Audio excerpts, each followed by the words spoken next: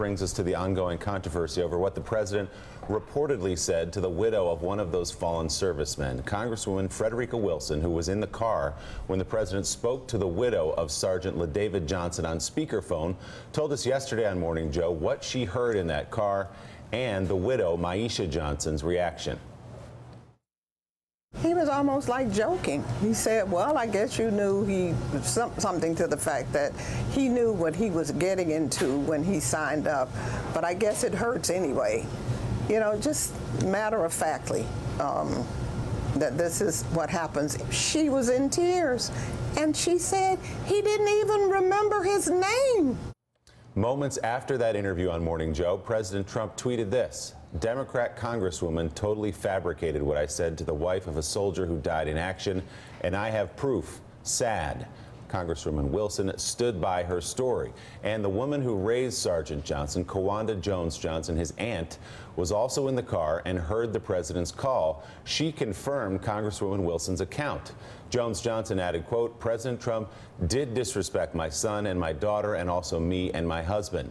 Speaking from the White House, the president denied saying what the Congresswoman claimed he said, while the White House elaborated on Trump's, quote, proof of the accusation. Mr. President, what did you say to Sergeant Johnson's widow on the phone yesterday?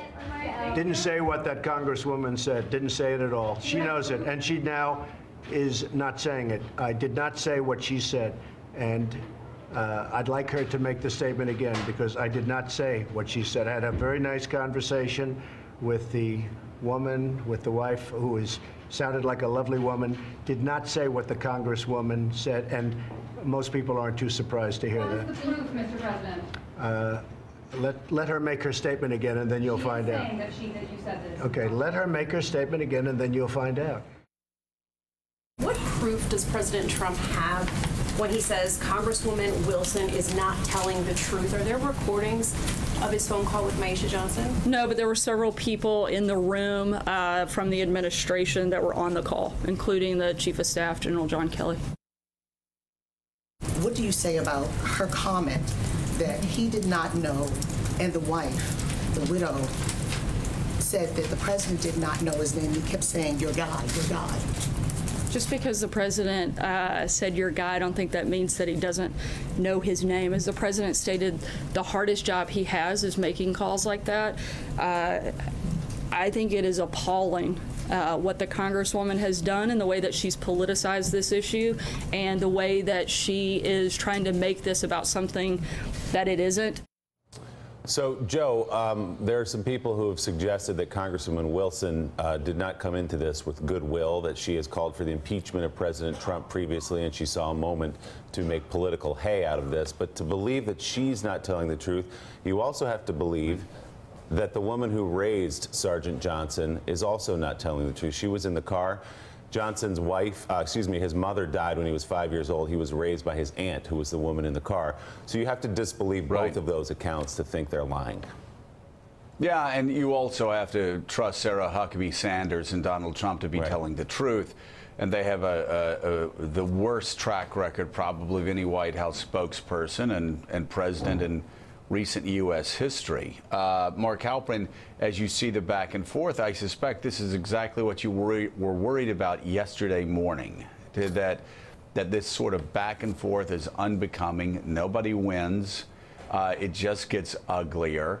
You had Sarah Huckabee Sanders once again throwing John Kelly under the bus, saying he was there. Now I suspect they want him to come out and denigrate the memory of this young man and his wife and everybody else. I mean, it's a no-win situation. And in the meantime, you see Claire McCaskill and other people sitting around there to actually, trying to get some policy done. This seems like this is a distraction that obviously, yes, some offensive things. So I think it's safe to presume Donald Trump is going to say offensive things.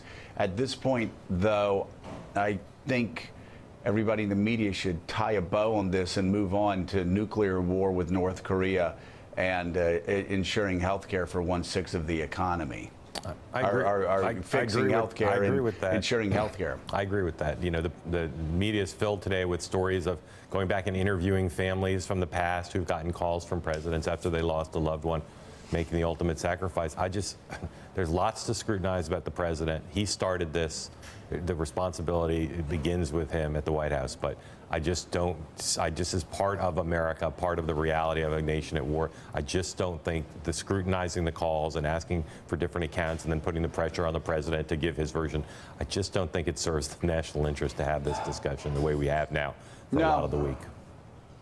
I agree. It certainly doesn't. I do think, Mika, if we have to talk about what's happened over the past several days on this story, I think it would make more sense to talk about what the president did to the chief of staff and his wife and their daughter-in-law and their grandchildren and their family when the president dragged their son into the limelight for a cheap political shot in a talk radio show.